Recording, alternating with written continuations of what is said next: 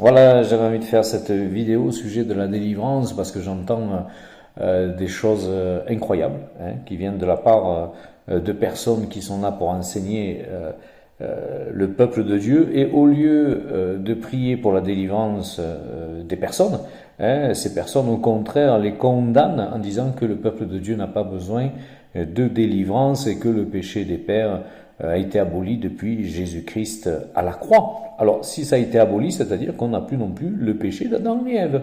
Les femmes n'enfantent plus dans la souffrance, on n'a plus besoin de travailler de nos mains, on est à nouveau dans l'Éden. On s'aperçoit que ce n'est pas du tout ça. Et puis, s'ils n'ont pas besoin de prier pour la délivrance, dans ce cas-là aussi, pourquoi ils ont besoin de prier pour des guérisons? Puisque Jésus a tout accompli à la croix.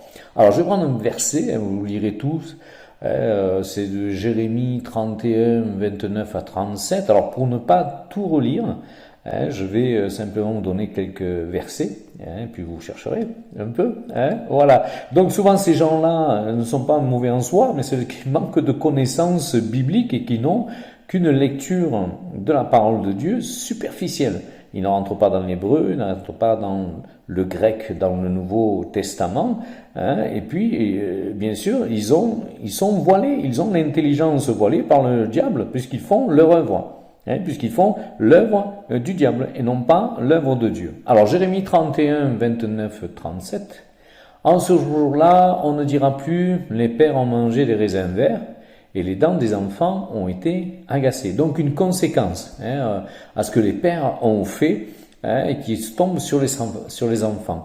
Mais chacun mourra pour sa propre iniquité, donc plus de péché, de transmission, de chaîne générationnelle. Tout homme qui mangera des raisins verts, ses dents en seront agacées. Voici les jours viennent, dit l'Éternel, où je ferai de la maison d'Israël et de la maison de Juda une alliance nouvelle. Alors on s'aperçoit qu'en même temps, en relation avec ce texte-là, dans Ézéchiel 18, 2, on s'aperçoit que c'est lié à un endroit particulier dans le pays d'Israël.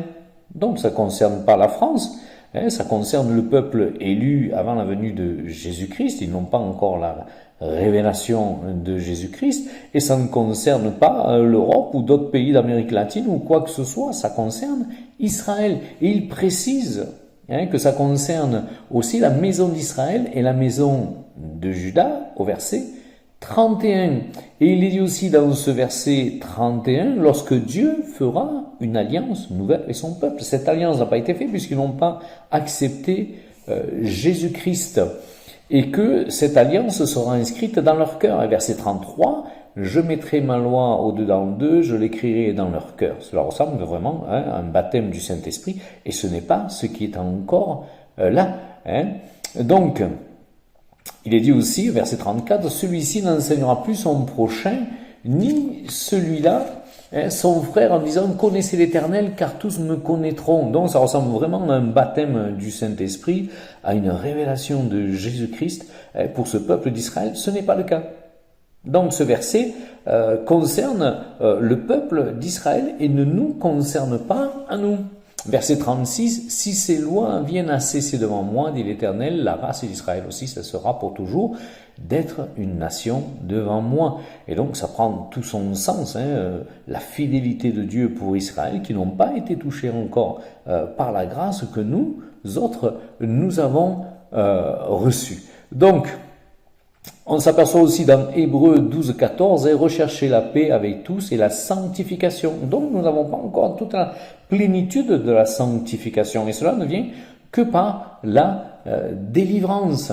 Donc ne nous laissons pas leurrer par ceux qui n'ont pas cette connaissance de la parole de Dieu. Alors ça fait 30 ans que je chasse des démons sur des chrétiens. Là je viens de passer 3 mois au Mexique où j'ai prié pour des centaines et des centaines de chrétiens qui ont été libérés de démons, pour des centaines aussi de pasteurs qui ont reçu des délivrances. Ils ont l'humilité de reconnaître qu'ils en ont besoin. Alors ne nous laissons pas leurrer, et beaucoup de miracles sont liés à la délivrance. Alors vraiment que le Seigneur vous bénisse et vous touche. Venez participer à l'école de délivrance, nous en avons besoin. Moi-même, j'ai vécu des années avec des besoins de délivrance et toutes mes situations se sont débloquées du moment que j'ai reçu ces délivrances. Je ne suis plus dans un labyrinthe dans lequel je me perds, je ne suis plus dans le noir malgré le fait que j'étais dans le ministère, malgré le fait que j'avais reçu la puissance du Saint-Esprit et que moi-même je délivrais des personnes. Donc, recevez vous-même vos délivrances. Alors je vous mets mon adresse email si vous voulez en bas de la vidéo, si vous avez envie de participer à l'école. Mais en tout cas, ne vous laissez pas berner, ne vous laissez pas ridiculiser par le diable. Si vous voyez dans votre vie des situations récurrentes, des maladies récurrentes ou des situations sociales, financières récurrentes qui s'établissent là depuis des générations, c'est qu'il y a problème aussi de délivrance, et parfois nous sommes même liés à des démons dont nous ne connaissons pas, mais nos pères ont péché. Moi j'ai été délivré d'un pacte satanique que je n'ai jamais fait, c'est mes pères qui l'ont fait. J'ai été délivré de l'islam alors que je n'ai jamais pratiqué l'islam. Alors ça vient de quelque part, et dans mes origines il y a eu bien sûr des personnes qui faisaient partie de l'islam. Alors il y a bien des liens générationnels et j'en passe, je pourrais passer toute la journée à vous citer des exemples, mais mettez-vous devant le Seigneur et laissez le Saint-Esprit agir. Voilà, soyez bénis, c'était l'apôtre Jean-Paul Camblor.